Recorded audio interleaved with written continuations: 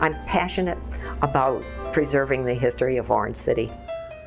The town of Orange City was founded here about 3 years after this was built. We played a lot of tennis. My group did. I never had enough money to buy a tennis racket. Cracker women, I guess, used snuff right along with the men. Everybody that came through here stayed at the hotel. It was quite a notable place in those days. They, probably half the population, I would think, are retirees here in Orange City. Stay out of politics. It will take the fire out of you. It's fun to hear the clock strike. Bong, bong, bong, bong, bong, bong, bong, bong, bong, bong, bong. It's a city of retirees and wage earners, I like to say. People who are, there's not a lot of affluency in Orange City. There's some, but not a lot like you see in some of the other communities around us.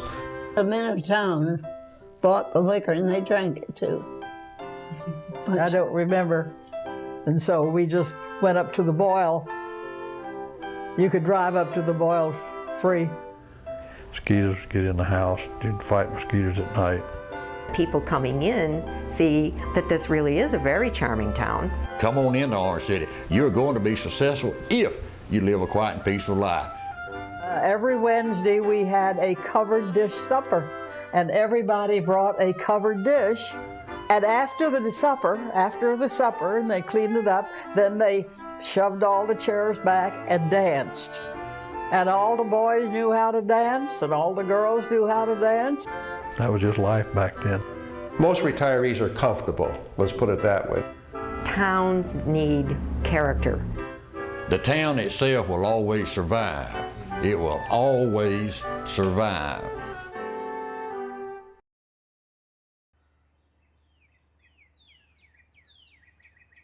The founders of Orange City, Florida, had big dreams. After the Civil War, a group of Yankee pioneers from Eau Claire, Wisconsin, piled down here by steamship, convinced that oranges would make them rich. High ground, warm weather, clean water, they thought they'd found paradise. Then came the big freeze. Most lost everything. Those who stayed worked hard to keep people civilized, despite more tragedy.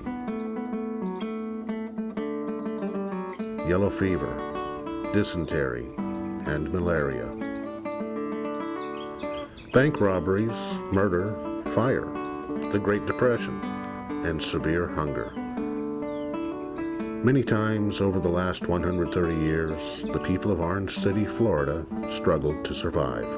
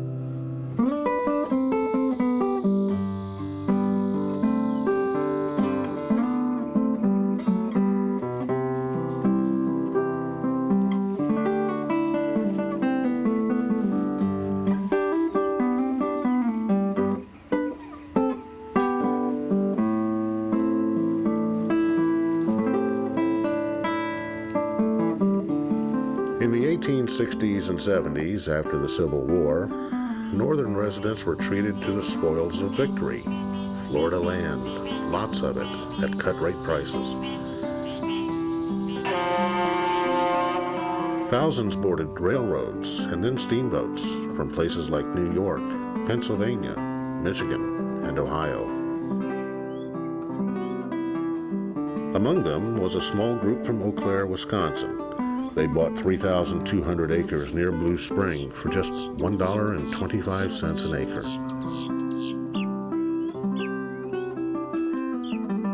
The history of many Florida towns begins with settlement by rich men from the north. Orange City was no exception. Before the Wisconsin settlers, the first colonists lived at Blue Spring. Nationally known botanist Samuel Parsons, owner of one of the nation's largest nurseries in Flushing, Long Island, came down in 1855 looking for exotic plants. He built a log cabin at the spring. At his nursery in Queens, he introduced the Japanese chestnut tree, the pink flowering dogwood, and from Belgium, the weeping European beech. A few years later, Parsons welcomed Brooklyn resident Louis Thursby, whose family became the first permanent residents of Blue Spring. They lived in Parsons' cabin while building a 3-story home of their own. Louis's wife, Mary Ann, adapted well to the frontier. Born in the Swiss Alps, Mrs. Thursby bore 10 children. After learning that her husband, a suspected Union sympathizer, was captured by the South and jailed in St. Augustine, Mary Thursby drove a team of mules 75 miles up the Black Bear Trail. Over the years, the landing became a popular place for northern scientists looking to study Florida's unusual plant life. As word spread north, the Thursbys welcomed new neighbors. Seth French was a former Union Army surgeon from Eau Claire, Wisconsin. With 5 Eau Claire acquaintances, French formed the Wisconsin Company and began carving up the land that would become Orange City. Soon they would persuade nearly 200 Eau Claire neighbors to buy land. French and his partners offered a can't-miss opportunity. They would grow oranges and ship them to northerners just learning of the health benefits of fresh Florida citrus. In place of the scrub pines they cleared, the settlers built homes, churches, general stores, livery stables, and hotels. The DeArmond Hotel was the setting for all social and official gatherings in the young town. The naming of the new town sparked one of the first of what would be many political controversies to come. At a meeting at the DeArmond Hotel, early residents argued over 2 choices. Many people wanted the name Blue Spring because after all that was the access to the town. And Mr. Stillman, who ran a store in town, really thought that for advertising purposes it would be nice to call the town Orange City. He had quite a few grows, and those who were interested in selling the oranges thought it would be very nice to call it Orange City. Well, the vote was for Blue Spring, and that's the way it stayed. However, a little later, Mr. Stillman was in charge of seeing that the town had a post office. And of course, the post office had to have a name, and he simply submitted Orange City. So that's the way Orange City got its name.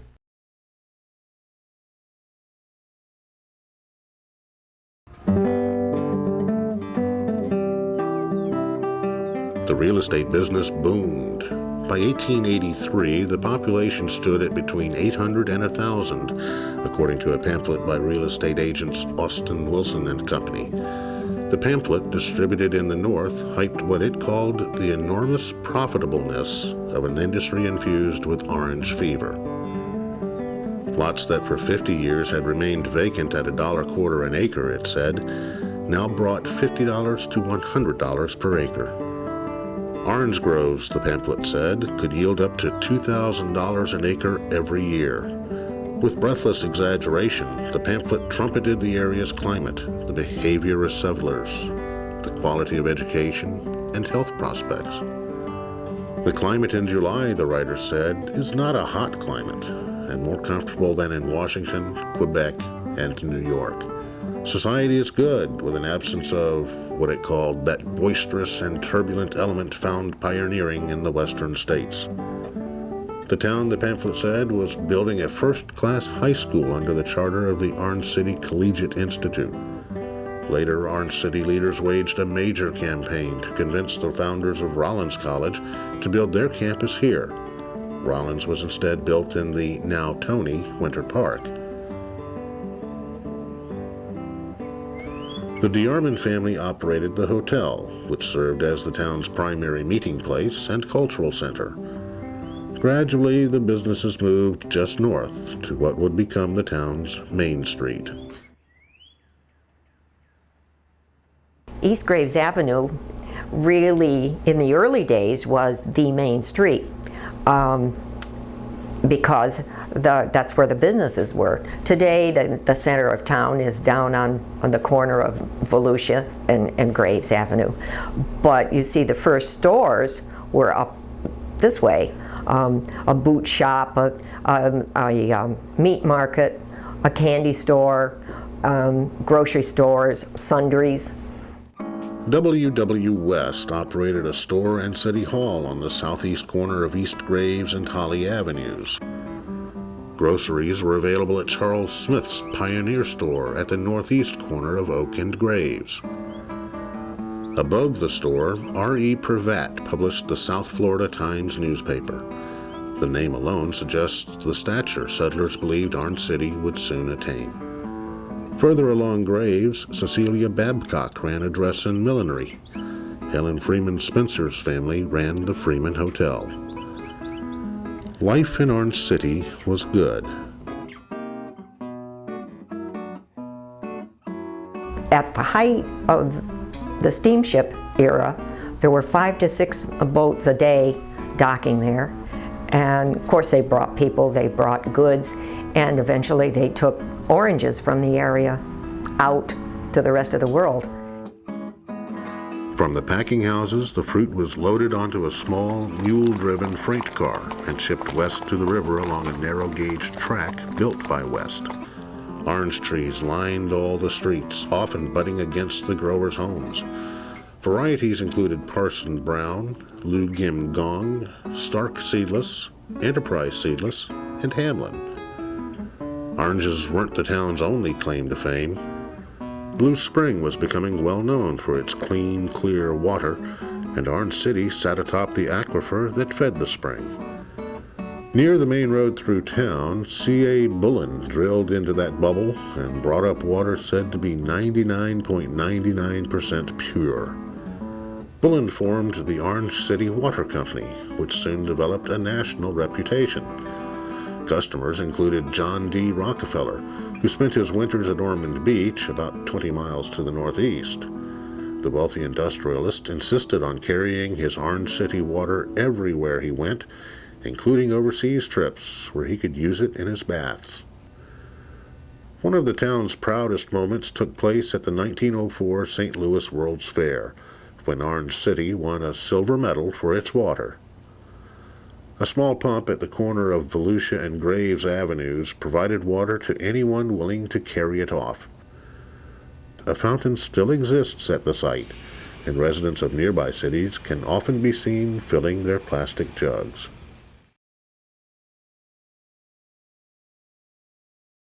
It's not expensive at other places, further down in Florida. Secondly, you feel at home. Third is the people. It has reasonably good schools. It has an excellent fire department, excellent police department, excellent library facilities. So it has a lot going for it. Orange City still has the appeal of the small town. The people are extremely friendly, and it's a good atmosphere. People is very nice, good people here around here. Never have any problem. with anybody. It's my whole family from Orange City. My mom, my grandmother, my grandfather, my sisters, brothers. We all grew up in one big happy home. We never have any problem for shooting or anything, like Orlando always happens, big town. Just one little black community. They was very loved. They knew one another. We all consider ourselves as a big happy family in Orange City in the black community. People pretty much leave you alone. There's not a whole lot of building covenants, so if I want to park my truck out in the front of the yard, I can do that. The people are pretty friendly. I enjoy the way that the town's starting to come together in a historical sense. Our city council is starting to come together in a very positive mode. We had lots of fun made of us in the past, but it looks like we're starting to get things under control now. And it's just a great place to live. You got good schools and good things to do here. I live right by the lake, the house on Blue Spring by the lake, and the point there, every night we're out, we're looking for the moccasin snakes at nighttime, and then they'll kill them and try to put them on us. And me, devastated back then, of frogs. They'll run me up and down the street with frogs, and I mean, it was being a kid in our city. It was great. It's nice, quiet. Neighbors are all friendly, and the only thing is that the traffic is getting bad. But like I say, you know all your neighbors and the people around town. It's a lot better coming from St. Louis, where you don't know half the people. You know, it's just a better way to raise the kids, I think. Orange City is at a point when it could go one way or the other. And right now, I think we need to get the people. We could either lose this community to a large town, or we can keep this community small. And if we push to improve our parks, get behind our children, which is our future generation, and do as much as we can for them, I think this is the future of Orange City, because Orange City years ago was so small and has become so huge that if we don't work on it, we will totally lose this city to the larger side of it. Promoters' claims to the contrary, the town had its brushes with that boisterous and turbulent element. After railroad service linked Orange City to the rest of the state, strangers found their way there with increasing frequency. Some brought bad fortune to those unlucky enough to cross their paths.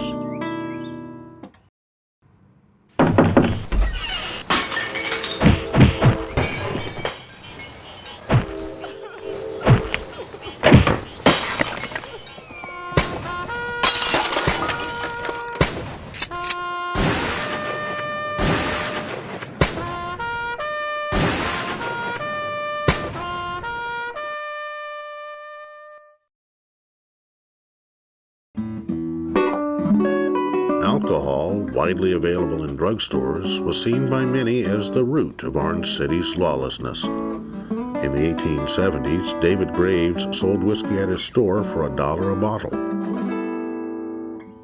He called it the fighting kind.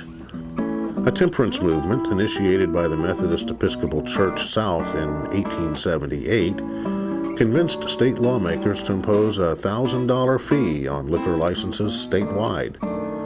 10 years later, Orange City voters turned out to help vote Volusia County a dry county. Still, the temperance movement in Orange City would remain active for decades to come. Of course, not everyone who enjoyed a taste of the spirits were outlaws. No, there's plenty of liquor. The bootlegger came by and put the liquor in the garage and then got sent a check for what it was worth. Balancing out the rougher element were the hard-working women of the town, who often worked in the groves, but made sure attention was paid to the more civilizing influences of reading, music, art, and community service.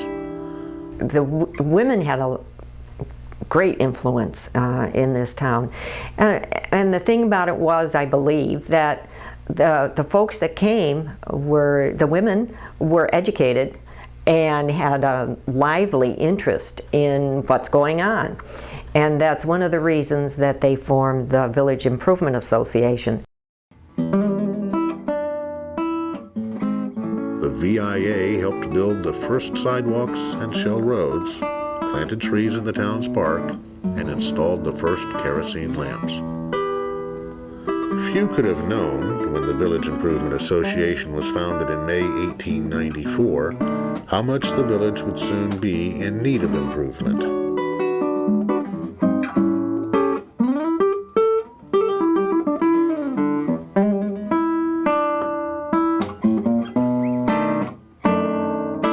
In the fall of 1894, Orange City was home to 4,000 thriving orange groves. The citrus business, while perhaps not the pot of gold promised by the early real estate salesman, provided a living for many families over the town's first 17 years.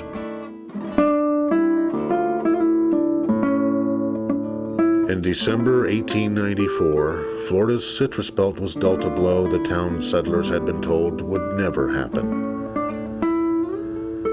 The first wave of frigid temperatures arrived in December. The freeze blackened and shriveled the leaves and killed the fruit, but not the trees. The sap was driven to the twigs. After it warmed up again, orange blossoms covered the branches, and the growers hoped the damage was minimal. But in February came the killer cold wave, the Big Freeze. One of Orange City's women wrote this account. The orange trees, with trunks a foot thick, withered and blackened and crumbled and became brittle like frozen geraniums. More and more intense became the cold. One could hear the snapping of the frozen sap and crackling of the limbs. The family did what they could. Discouraged, disheartened, yet fighting off fate, they worked like beavers far into the night. She told of fruit piled everywhere in the house, in bedrooms, the kitchen, on stairs. Town co-founder Seth French watched helplessly as temperatures plunged. He was heard to cry, "The jig is up. The oranges in Florida are gone." The settlers did what they could to salvage what was left. One woman canned years' worth of marmalade. A man offered to trade his grove for a box of good cigars. Some shipped north as many of the useless oranges as possible before unsuspecting customers caught news of the Big Freeze. Seth French died a broken man, financially and spiritually, 11 months later, in January 1896.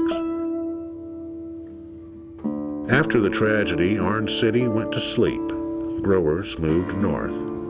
Years later, oak trees replaced the orange trees and became the symbol of Orange City's rebirth. The hardships of the post-freeze era and the political unease that would always be a part of life here came through in a cynical poem written in 1899 by S.C. Fuller and printed in the Orange City Times called Hail the Happy Day. When our orange trees with fruit are once more loaded full, when all Orange City factions shall again together pull, hail the happy day. When the music suits the audience as well as it does the player, when everybody's satisfied with whoever is the mayor, oh, hail the happy day. When our city's last defamer has given his final gurgle, when the predatory burglar no more hereabout shall burgle, hail the happy day. When we have a telephone exchange, also electric light, when our men no more loaf or roam, but hasten home at night, when the gossips cease their jawing, when our beef requires less chawing, oh, hail the happy day. Sickness and disease struck lethal blows in those first decades. No Florida town was spared. Malaria, dysentery, and fever claimed natives and northerners alike, George Parker wrote. Mr. and Mrs. Stephen Sparkman lost 5 of their 7 sons from fevers. The Thursby family lost 4 of their 10 children to illness. On top of those hardships, fire destroyed the heart of the commercial district in 1909. Helped by a strong southeast wind, flames broke out in P.W. Hill's drugstore on Graves Avenue about 2 p.m. on March 12th. The fire quickly destroyed 5 buildings on Graves and 3 more on Oak. Airborne cinders damaged houses for blocks around.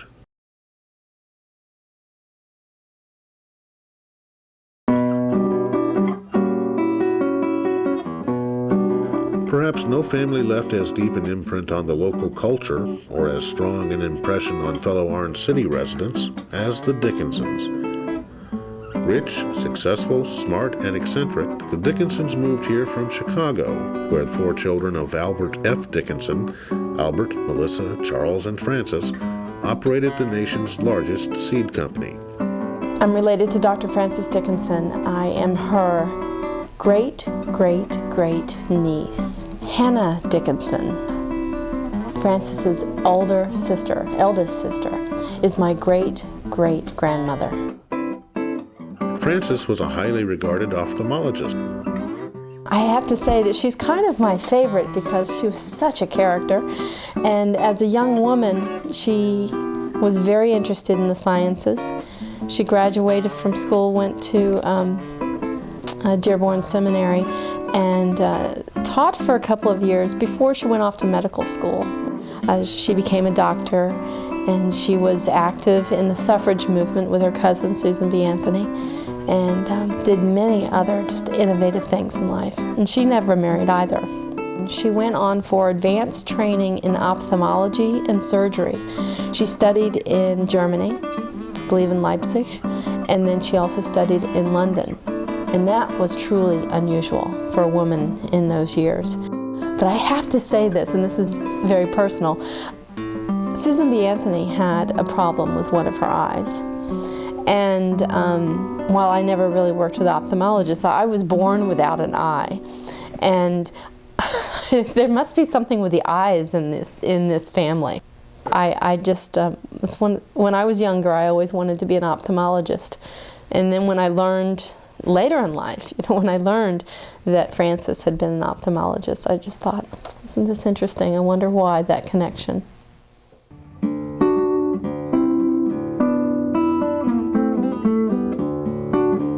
Dr. Frances was an aviator, and she, I am told, donated land to the city, or at least took some of her land and cleared it off to form an airfield in Orange City, and she used it, and her brother Charlie used it, and certainly many other people could use it as well. And she then donated, sometime in the 30s, donated this airfield to the Betsy Ross Air Corps, which was a training group for women to train aviators, aviatrixes. And those women then, during World War II, were put into service delivering some supplies and doing some of the just air runs that they couldn't release fighter pilots for. Brother Charles Dickinson never moved to Orange City, but flew here from Chicago in his biplane.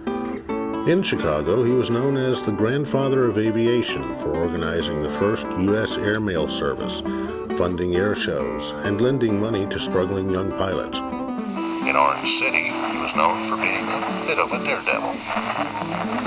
Flying in to visit his sister, he would buzz the treetops, his full beard flying before bringing the plane in for a dust kicker landing. He was the oldest licensed pilot in the country. And I think by Aviator 79, he really was the 79th person to get his aviator's license. And he was the founder of the Illinois Aero Club. He donated the land for Midway Airport in Chicago, back when Chicago didn't have an airfield. And it was, I would guess that it was Charlie who was the inspiration for Frances to get into aviation. Albert Dickinson, another Civil War veteran on the Union side, settled with his wife Emma in a large house west of Carpenter Avenue on a plot called Government Hill. Melissa, who was next in line, I am told she was actually the financial brains behind the Dickinson Company. Her brother, Albert, was the president of the company, but he is quoted as saying that she ran the company. And I think her title with the Dickinson Company was secretary. She never married, and she and Albert were very close, business partners and close friends. Albert, of course, was the eldest son, and he ran the company. He was the president of the company, and he was a very well-respected citizen of Chicago and one of the founders of the Chicago Historical Society.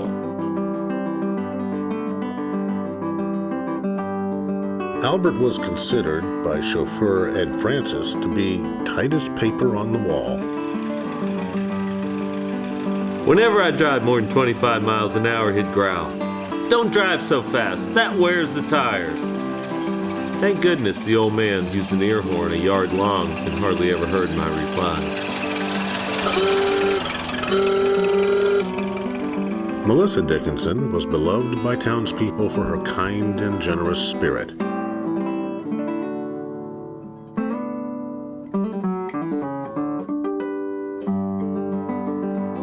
After her death in 1910, Frances Dickinson wrote in a local paper that Melissa was the Gibraltar to whom all of us steered in a storm. After Melissa died, Emma convinced Albert to donate the library site and 3 adjacent downtown parcels for a new library and community park to be dedicated in Melissa's name.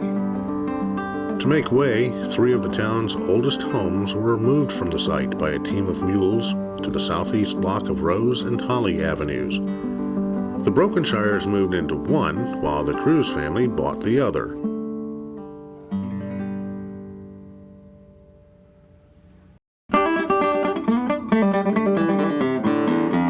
The third home was acquired from Frances by Miss Bertha Fuller, who later deeded it to the Orange City 4-H Club under the condition that it always be used for education.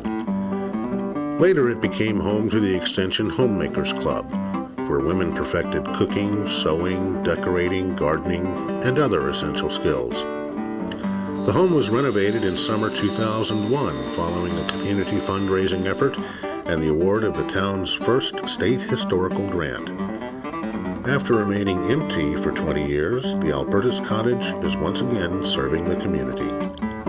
The library built by the Dickinsons remains the town's social and cultural center and the setting of frequent gatherings, as well as meetings of the Library Association and Village Improvement Association. The library remains the repository of photos and artifacts from more than 125 years of Orange City history.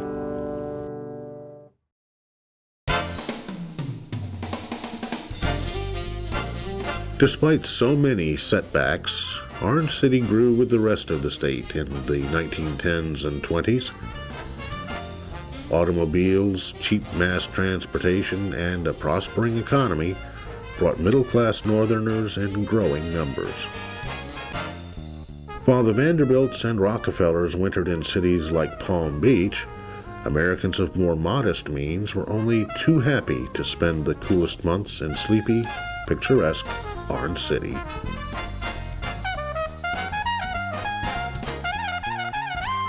In the 1920s, Orange City found itself, with the rest of the nation, in yet another land boom.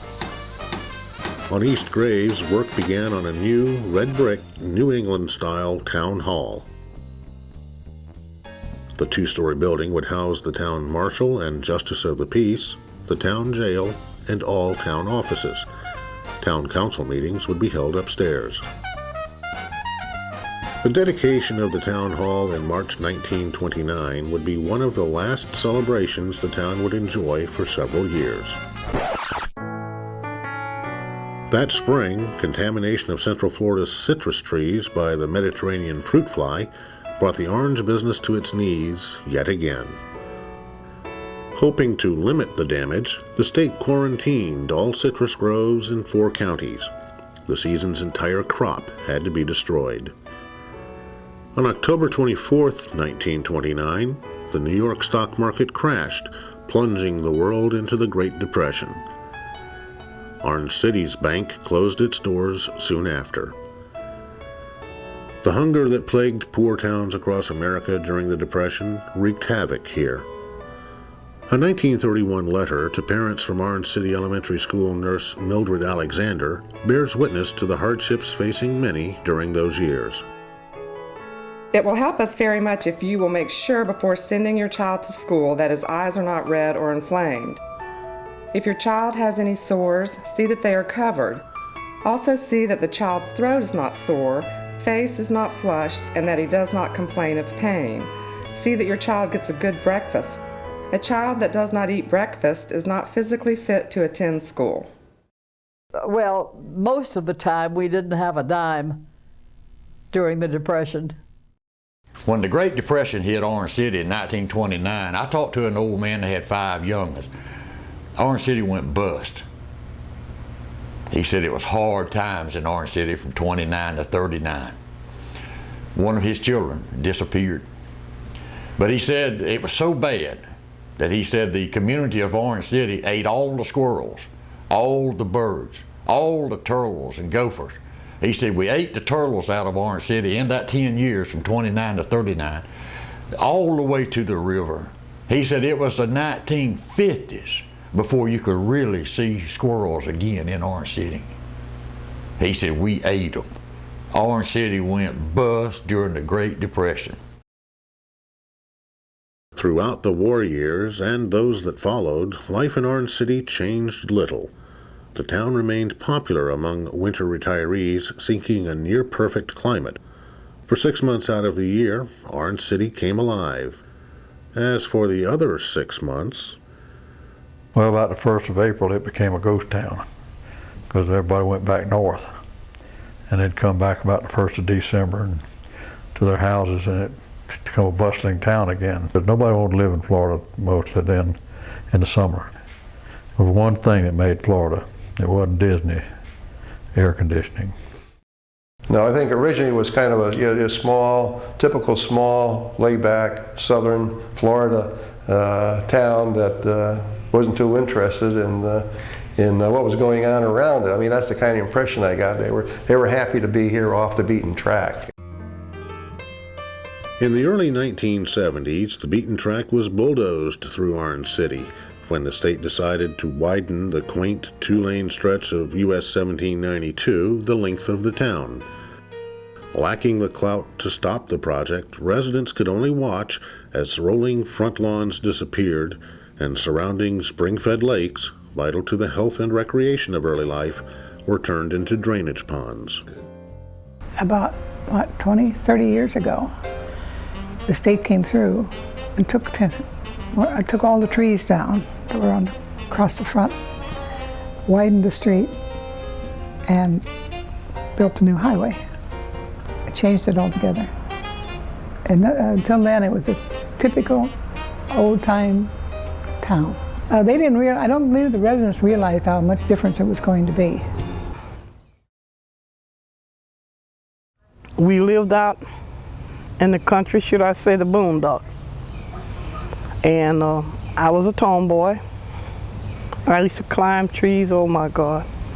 My mom would be calling me and I'd be way up in the highest, on the highest limb I could get on the mulberry tree. And however, I would eat bugs and all.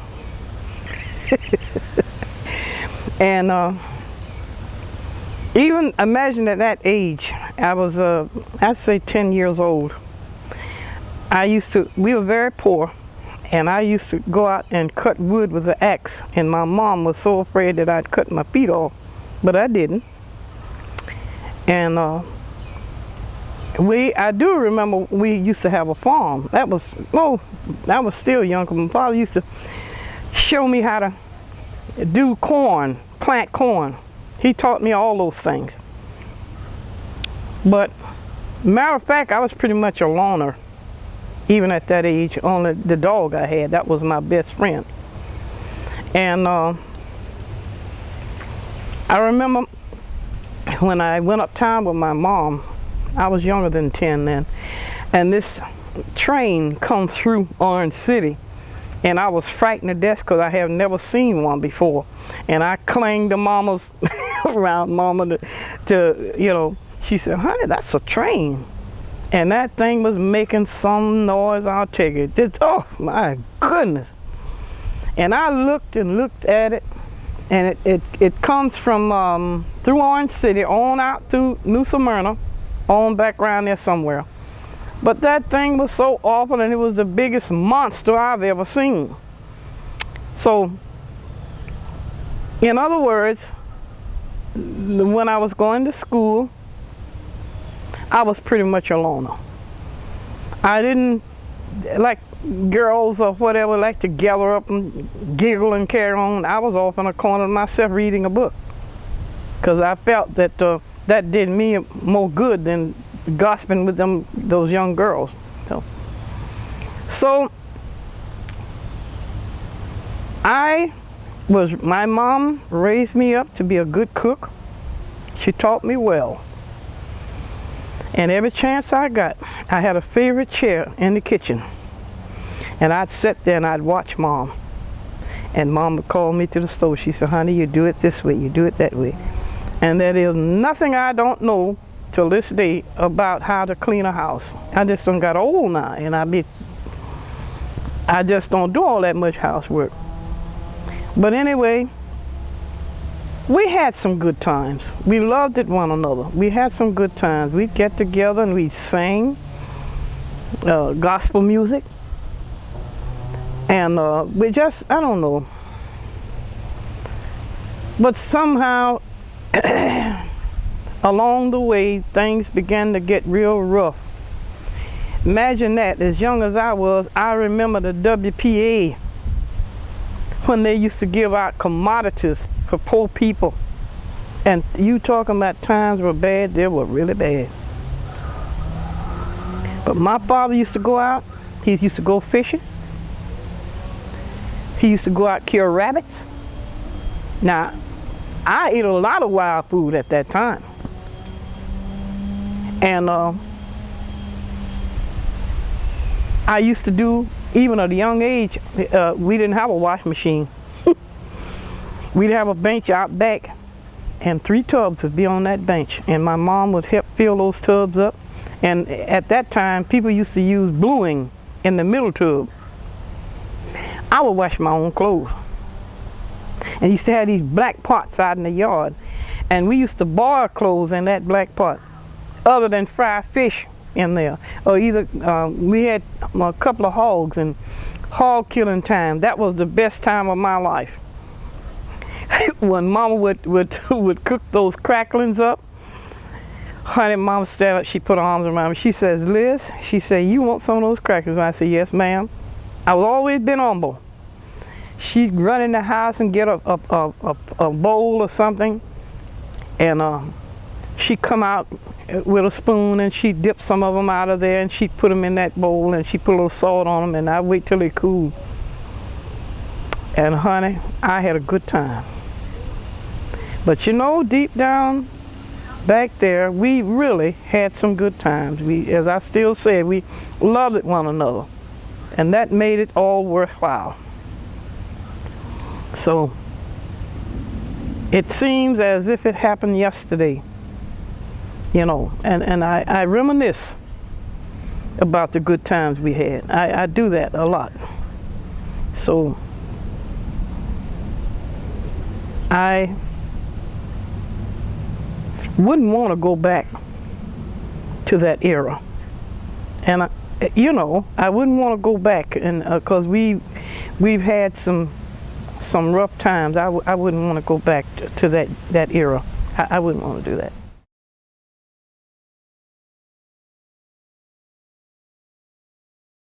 But as always, the people of Orange City adapted to the changes brought by growth. And today, as Volusia County steps lightly into the 21st century, the still small community of Orange City retains its distinct identity.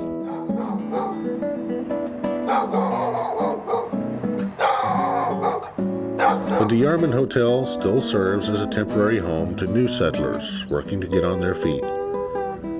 Northern retirees still come down every winter. the Shuffleboard Club remains as active as ever. Well-maintained 19th century homes help the town retain its historic sense of place. In the newer subdivisions west of town, working families continue to find affordable homes on generous-sized lots. Facing south, Orange City stands on the leading edge of an anticipated avalanche of eastward development spilling over from the Orlando metropolitan area. In recent years, hundreds of commercially zoned acres near Interstate 4, annexed by Orange City in the 1980s, have become home to a lively cluster of new restaurants, offices, and retail centers serving customers throughout southwest Volusia. The area's flora and fauna remain as breathtaking as when first studied by Samuel Parsons in 1855. Annual blooms bathe the town in vibrant colors.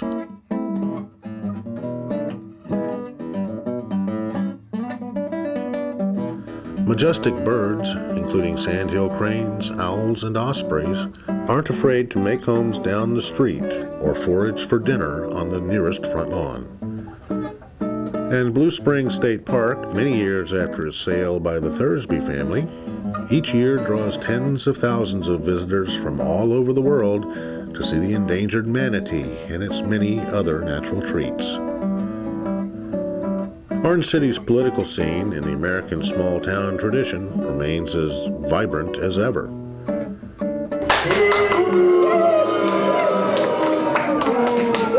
I move that this council terminates employment effectively. Oh, yes, sir. Come on, let's get out of here.